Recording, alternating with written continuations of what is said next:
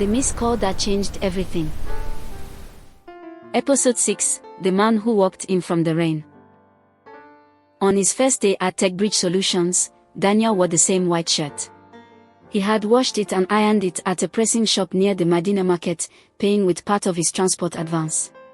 The stain at the collar was still faintly visible if you looked closely. He looked closely in every mirror he passed. He arrived 20 minutes early. The same security man from the interview day was on duty. The man looked at Daniel, then looked again, and then gave a slow nod. The kind of nod that meant, "I remember you. I see you now." Daniel nodded back.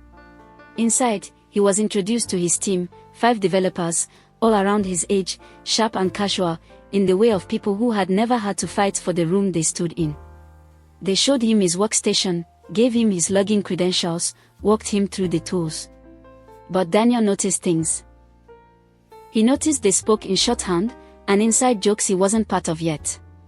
He noticed they ordered wachi from the woman downstairs together at lunchtime and didn't think to mention it to him until they were already eating.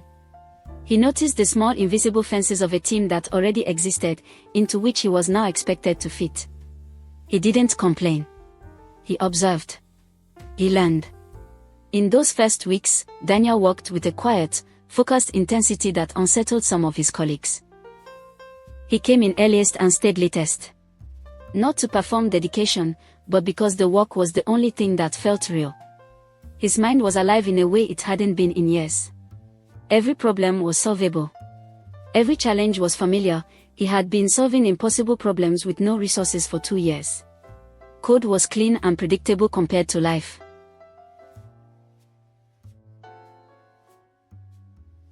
He also made a decision: he would tell no one where he had come from. Not the building. Not the 90 rejections.